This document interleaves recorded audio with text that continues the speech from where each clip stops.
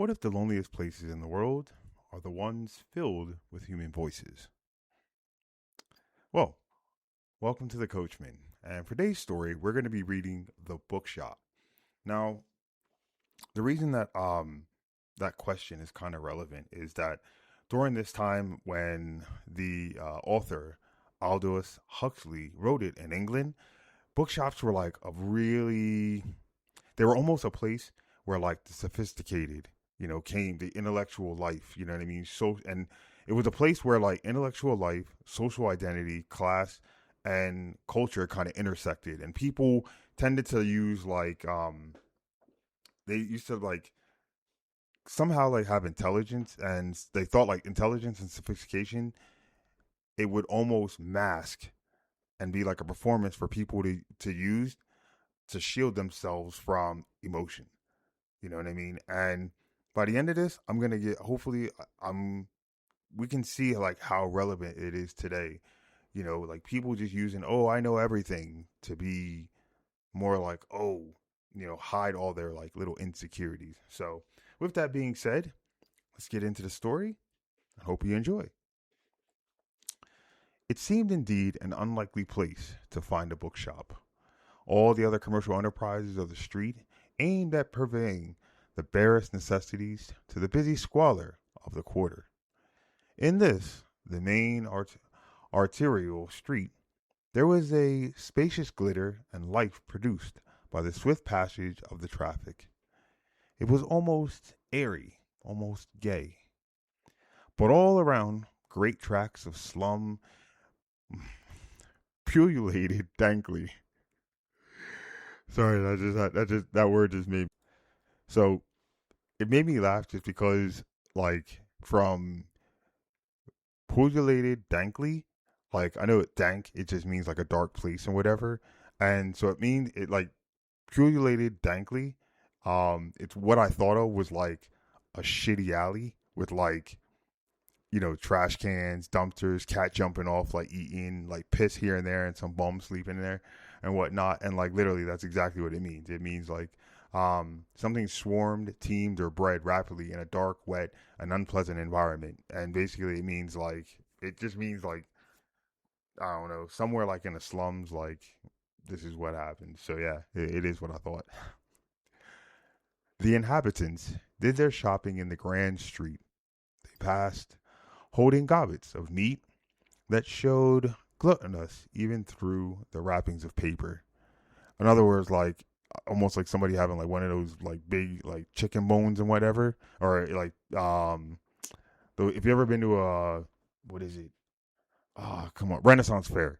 That's what I kind of think of. So yeah, they cheapen linoleum of upholstery doors. Women, black bonneted and black shawled, went shuffling to their marketing with dilapidated bags of straw plat. How should these, I wondered, buy books? And yet there it was, a tiny shop, and the windows were fitted with shelves, and there were the brown backs of books. To the right, a large emporium overflowed into the street with its fabulously cheap furniture. To the left, the curated, discreet windows of an eating house announced in chipped white letters the merits of sixpenny dinners.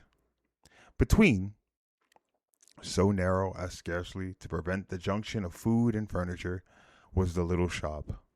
A door and 4 feet of dark window. That was the full extent of frontage. One saw here that literature was a luxury. It took its proportionable room here in this place of necessity. Still, the comfort was that it survived. Definitely survived.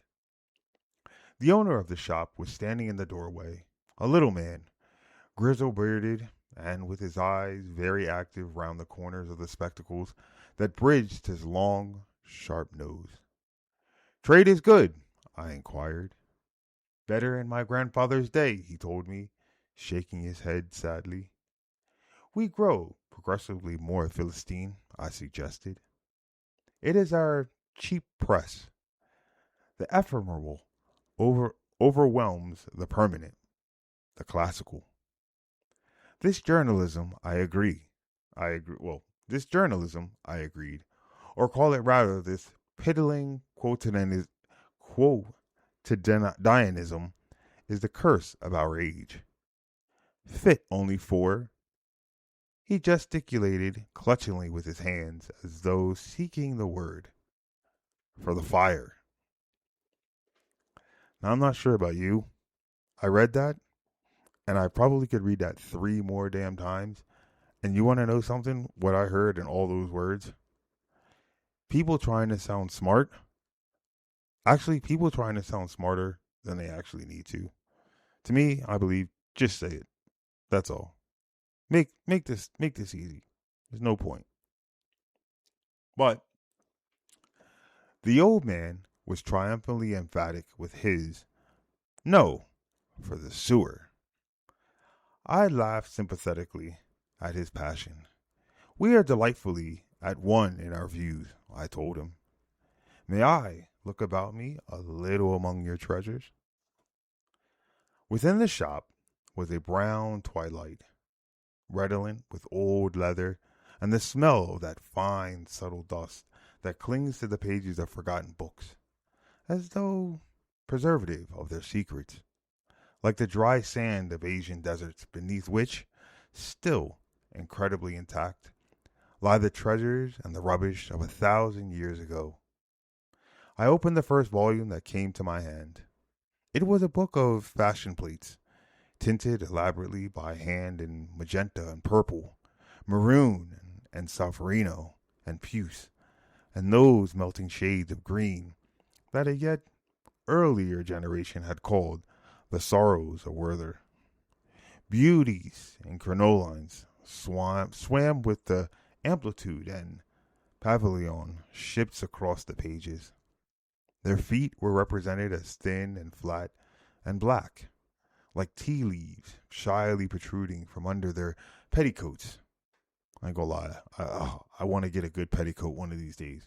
I'm telling you, they're classic, bro. If you've never seen one, you gotta see a fine fitted one. Whoo, talk about elegance. Their faces were egg shaped, sleek, round, with hair of heels and their arch of instep. Their flattened faces and smile pouting invitation. It was difficult not to be deteriorationist. I am easily moved by symbols. There is something of a quarrels in my nature. Lacking the philosophic mind, I prefer to see my abstractions concretely imagined. And it occurred to me then that if I wanted an emblem to picture the sacredness of marriage and the influence of the home, I could not be better than choose 2 little black feet like tea leaves peeping out decorously from under the hem of wide, dis- disguising petticoats, while heels and thoroughbred insteps should figure, oh well, the reverse. Honestly, reading this, it is a lot tougher than I thought. But there's a funny thing that I'm starting to get the picture of is that, you know, being someone who speaks in a very how do you want to say it? There's a word, but in a very not monotone, but a monosyllabic way that I do. Yes, these people are really trying to sound way more intelligent than what needs to be. The current of my thoughts was turned aside by the old man's voice. I expect you're musical, he said. Oh, yes. I was a little, and he held out more, a bulky folio. Did you ever hear this? He asked. Robert the Devil. No, I never had. I did not doubt that it was a gap in my musical education. The old man took the book and drew up a chair from the dim penetralia of the shop. It was then that I noticed a surprising fact. What I what I had, at a careless glance, taken to be a common counter I perceive now to be a piano of square, unfamiliar shape. The old man sat down before it. You must forgive any defects in its tone, she said, turning to me. and early Broadwood, Georgian, and has seen a deal of service in 100 years. He opened the lid, and the yellow keys grinned at me in the darkness like the teeth of an ancient horse. The old man rustled pages till he found a desired place. The ballet music, he said. It's fine. Listen to this. His bony, rather tremulous hands began suddenly to move with an astonishing nimbleness, and there rose up, faint and tickling against the roar of the traffic, a gay, pirouetting music. The instrument rattled considerably, and the volume of sound was thin as the trickle of a drought-shrunken stream. But still, it kept tune, and the melody was there filmly, aerial. And now for the drinking song, cried the old man, warming excitedly to his work.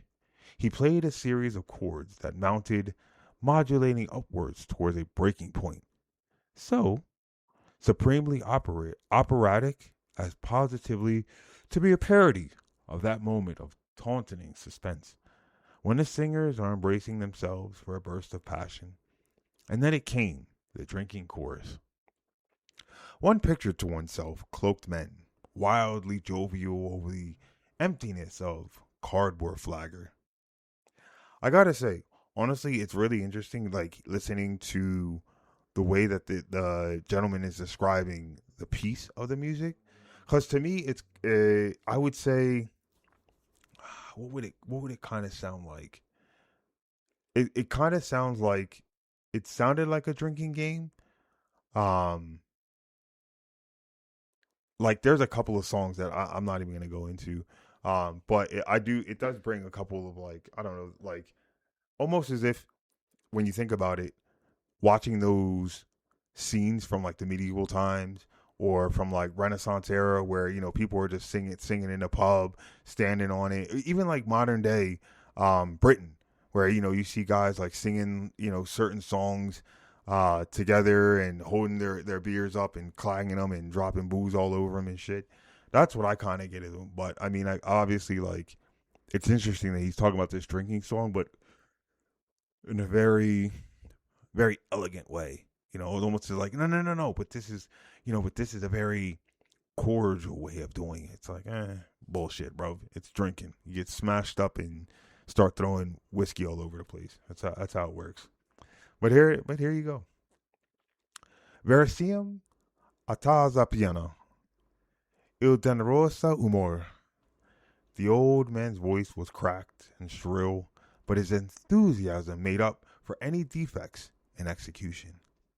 I had never seen anyone so wholeheartedly a reveler.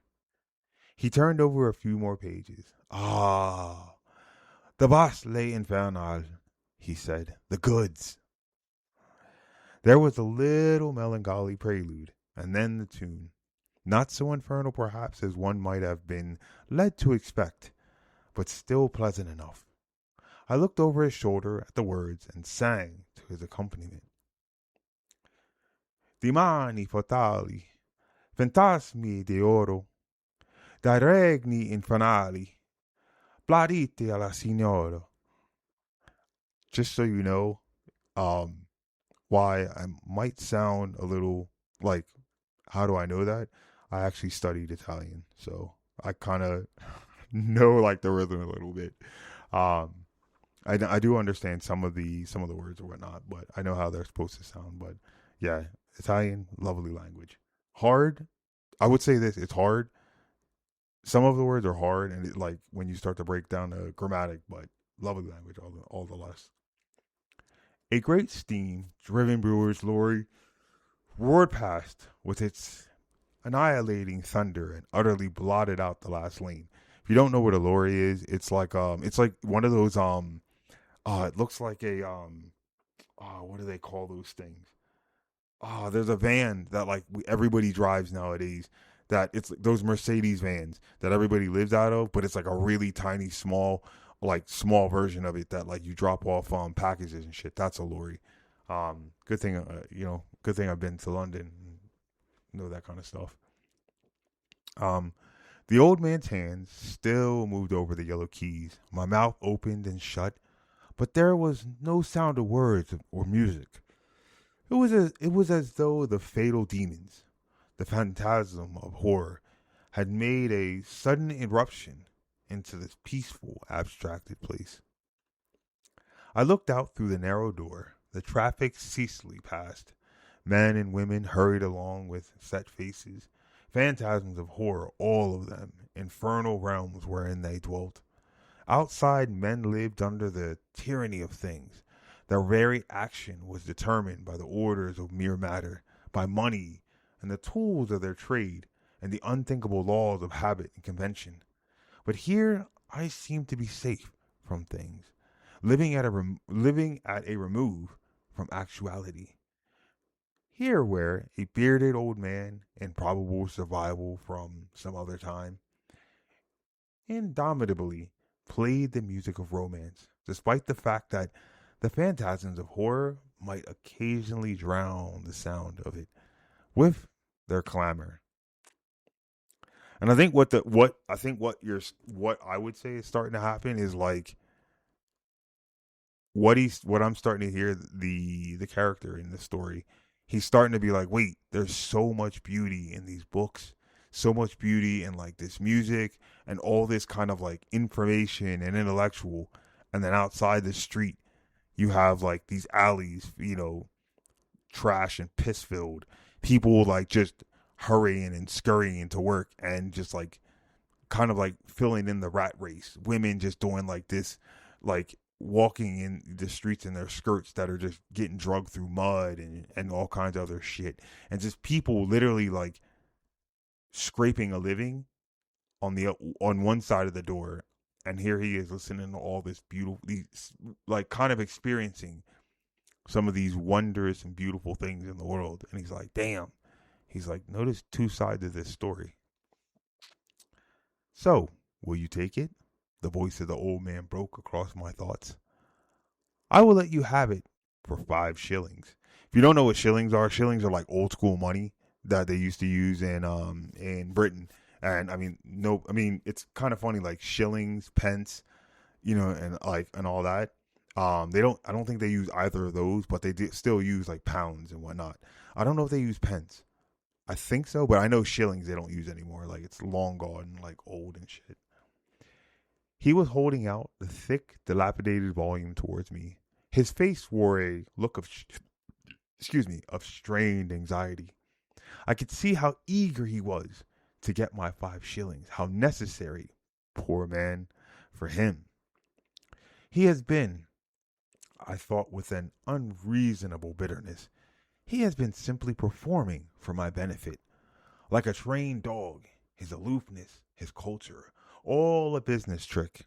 I felt aggrieved. He was one of the common phantasms of horror, masquerading as the angel of this somewhat comic paradise of contemplation. I gave him a couple of half crowns, and he began wrapping the book in paper. Half crowns, another form of money, but yeah. But basically, what he just, you know what? I'll put it this way, yeah. You know what this guy sounds like, and what he just described? A car salesman. And what's even worse, what he's trying to say is this guy is a shitty car salesman. You know what I mean? And I was like, anybody who's bought a car, when you deal with car salesmen, you can tell the good and genuine ones versus the ones that are just begging for that dollar. You know what I mean? And I've met a few of them. They look nice and clean, but they are just begging for dough. So yeah. I tell you, he said, I'm sorry to part with it. I get attached to my books, but they always have to go. He sighed with such an obvious genuineness of feeling that I repented of the judgment I had passed upon him. He was a reluctant inhabitant of the infernal realms, even as was I myself. Outside, they were beginning to cry the evening papers. A ship sunk, trenches captured, somebody's new stirring speech. We looked at one another, the old bookseller and I, in silence. We understood one another without speech. Here we were, in particular, and here was the whole of humanity in general, all faced by the hideous triumph of things. In this continued massacre of men, and this old man's enforced sacrifice, matter equally triumphed.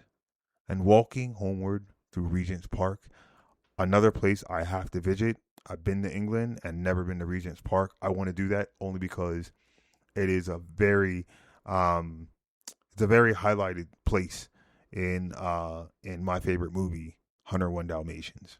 So if you've never seen the 101 Dalmatians, the animated one from I think the 50s or 60s, awesome. I love the draw art in there. But Regent's Park, definitely have to go. Also with I think Bucks Park I want to see just because I've heard so much about it, but I don't really know if I want to go. But we'll see. We'll see. I too found matter triumphing over me. My book was unconscionably heavy, and I wondered what in the world I should do with a piano score of Robert the Devil when I had got it home. It would only be another thing to weigh me down and hinder me, and at the moment it was very, abominably heavy. I leaned over the railings that rang around the ornamental water, and as unostentatiously as I could, I let the book fall into the bushes. I often think it would be best not to attempt the solution of the problem of life. Living is hard enough without contemplating the process by thinking about it. The wisest thing, perhaps, is to take for granted the wearisome condition of humanity, born under one law, to another bound, and to leave the matter at that, without an attempt to reconcile the incompatibles. Oh, the absurd difficulty of it all. And I have, moreover, wasted 5 shillings, which is serious, in these thin times. So basically, in if you can tell, right, at the beginning of that story, these two guys, notice how they were all, speaking all affluently and regaling one another with these long, 5-star words and, oh, let me show you about this and let me show you about that. And then notice how it started to trickle and twist into, holy shit, look at how beautiful everything is in here and look at the dog shit on the other side of that door. And then but then that's the thing was though, is that when those two gave that look, it hit them like, oh my goodness, the dog shit, it's not out there because we brought it in here with us and don't even realize it, to the point where this guy, he buys this number one, the gentleman who spoke so highly of this book, he sells it for less than what he actually initially told him. And then the guy pays for it, gets less, and then realizes, what am I going to do with this such elegant, this incredible thing that I have in my hand? When I get home, it's just going to sit there like bullshit. And he literally dumps it into a fucking bush and then walks off. And the thing about it that makes this so relevant to today is that everybody's done it and so many people do it. If you look at it, I can even break it down like this, yeah? Something that everybody has done. Everybody, for example, everybody wants, I would say, for me right now, right? I remember I used to wear Adidas Samba Classics, okay? When I was in high school. Adidas Sambas, they're all black and they're indoor shoes that have a gum sole, right? Now, granted, hipsters, all that shit, everything's starting to repop up from when I was in middle school and whatnot, yeah? But I've recently been watching all these people, yeah, with wearing these shoes, from kids to women that are my age, where I'm I know you don't play soccer, you know what I mean? I know you don't play football, yeah? I know that. But yet they're wearing these things. But then think about it. They wear them, and then what happens in 2 or 3 years? And to make it even more simple, go watch a kid on Christmas. Go give them a toy that they've been asking for months, and watch what happens after a week. it's either broken or they don't even think about it. And I think with that book, and you know, like the process of like Christmas, we've all seen it. You know what I mean? And that's the thing, is that like there's all this hype and build up around shit. They get it. Oh my god, it's so great. Oh my god, and then oh, it's nothing. Let's move on to the next thing. And that's basically like kind of like the facade of shit. It gets hyped up to be something. It really quite isn't that. And then you just like, oh, this is shit. I'm gonna move on. And the thing about it that is that when you look at society, when it comes to like people kind of using like I'll use kind of taking that, now that we understand like the feeling and what it looks like. Yeah, the one thing that I've realized moving out here, and this is something that I've realized from moving from the East Coast to West Coast, one of the things I've seen, especially from Californians, it's really big. Like for me, I didn't realize it until like maybe a year and a half of moving to California in Tahoe. I saw a couple of things. Like people love to name drop out here. It's like a big thing. Oh, yeah, I know this guy or I know that person, and it's just a huge thing. But then also, whenever I would talk to somebody from California, like born and bred, right? There was nothing that they didn't know. There, like the words "I don't know" never came out of their fucking mouth. You know what I mean? And so it was always like, oh yeah, I know this guy. It was always like almost hyping like trying to top each other. And then, but when being me, is like because I'm so calm, I would end up talking to some of these people on my own, and then I would just see the cookie would start to crumble, and I was like, oh shit, that was an act, and it's so relevant around me. You know what I mean? Especially like even if you want to look at like today's political landscape. You got the left, the right, the donkey, the elephant, the red, the blue. Everybody, oh, like even from like red pill feminists, like everybody knows this. I know this. I know this. And it's like all this barking. It's all bullshit.